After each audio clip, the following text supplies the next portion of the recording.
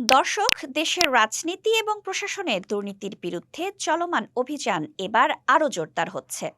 এবার সরাসরি স্বাস্থ্য উপদেষ্টার সাবেক ও বর্তমান ব্যক্তিগত কর্মকর্তা এবং জাতীয় নাগরিক পার্টির একজন সাবেক নেতার বিরুদ্ধে গুরুতর দুর্নীতির অভিযোগ উঠেছে।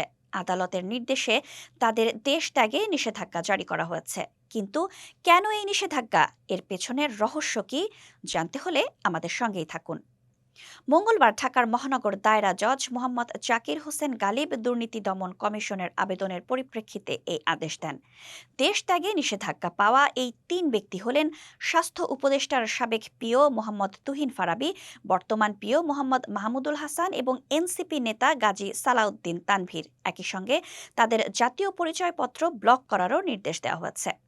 এনসিপি নেতা তানভীরের বিষয়ে দুদকের সহকারী পরিচালক এস রাশিদুল হাসান এবং অন্য দুই কর্মকর্তার বিষয়ে সহকারী পরিচালক মোহাম্মদ নূর আলম সিদ্দিকী আদালতে আবেদন করেন।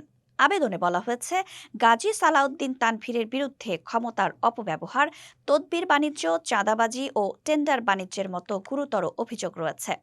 বিশ্বস্ত সূত্রে জানা গেছে, তিনি নামে বেনামে শত শত কোটি টাকার অবৈধ সম্পদের মালিক হয়েছেন বলে অভিযোগের অনুসন্ধান চলছে।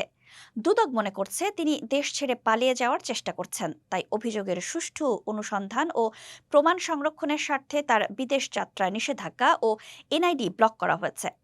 তুহিন ফারাবী এবং মাহমুদুল হাসানের ক্ষেত্রেও একই ধরনের অভিযোগ রয়েছে। দুদক জানিয়েছে, তারা দুর্নীতির মাধ্যমে স্থাবর ও অস্থাবর বিপুল পরিমাণ সম্পদ অর্জন করেছেন। এই সম্পদ হস্তান্তরের চেষ্টা চলছে এবং তারা বিদেশে পালিয়ে যাওয়ার পরিকল্পনা করছেন বলেও আদালতের কাছে জানানো হয়।